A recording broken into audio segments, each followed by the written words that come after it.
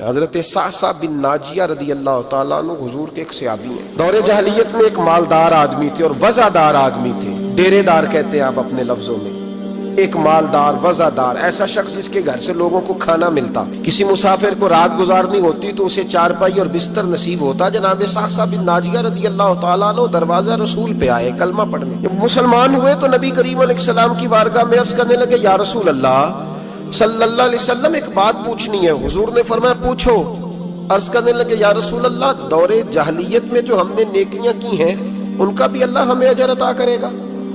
جاہلیت کے زمانے میں جو خیر کا کام کیا، امام طبرانی نے اس حدیث کو طبرانی میں لکھا ہے، اس کا بھی اجر ملے گا؟ تو محبوب پاک علیہ الصلوۃ والسلام نے فرمایا تو بتا تو نے کیا نیکی کی؟ تو کہنے لگے، یا رسول اللہ صلی اللہ علیہ وسلم میرے 2 اونٹ گم ہو گئے، میں اپنے تیسرے اونٹ پر بیٹھ کر اپنے 2 اونٹ ڈھونڈنے نکلا۔ اے میرے قریب محبوب، اے محبوب دو عالم صلی اللہ علیہ وسلم، میں اونٹ ڈھونڈتے ڈھونڈتے جنگل کے اس پار گیا جہاں پرانی آبادی تھی، وہاں میں نے اپنے ان 2 اونٹوں کو پا لیا۔ ایک بوڑھا آدمی جانوروں کی نگرانی پہ بیٹھا تھا، اس کو جا کر کے میں نے کہا 2 اونٹ میرے ہیں۔ وہ کہنے لگا یہ تو چرتے چرتے آ گئے تھے، تمہارے ہیں تو لے جاؤ۔ انہی باتوں میں اس نے پانی بھی منگوا لیا، چند کھجوریں بھی آ گئیں۔ میں پانی پی رہا تھا، کھجور کھا رہا تھا کہ ایک بچے کی رونے کی آواز آئی۔ تو بوڑھا پوچھنے لگا بتاؤ بیٹی آئی کہ بیٹا؟ میں نے فٹافٹ پوچھا پھر اگر بیٹا ہوا تو کیا کرو گے، بیٹی ہوئی تو کیا کرو گے؟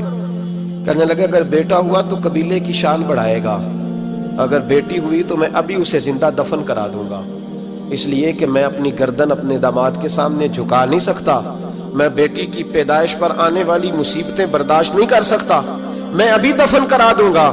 حضرت صعصع بن ناجیہ رضی اللہ تعالیٰ عنہ عرض کرنے لگے، یا رسول اللہ، پڑھیے درود صلی اللہ علیہ، کہنے لگے یا رسول اللہ صلی اللہ تعالیٰ علیہ وسلم، حضور یہ بات سن کے میرا کلیجہ نرم ہو گیا۔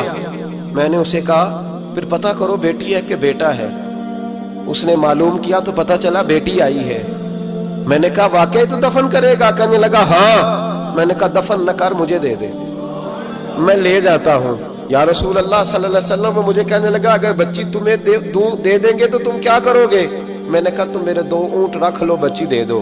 کہنے لگا نہیں 2 نہیں، یہ جو جس اونٹ پہ تو بیٹھ کے آیا یہ بھی لے لیں گے۔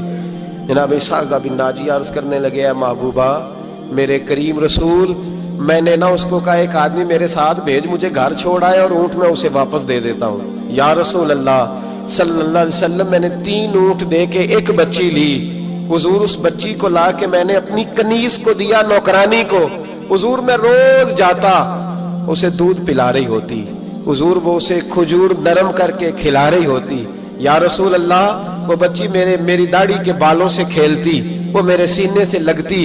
حضور مجھے نیکی کا چسکا لگ گیا۔ پھر میں ڈھونڈنے لگا کون کون سا قبیلہ بچیاں دفن کرتا ہے۔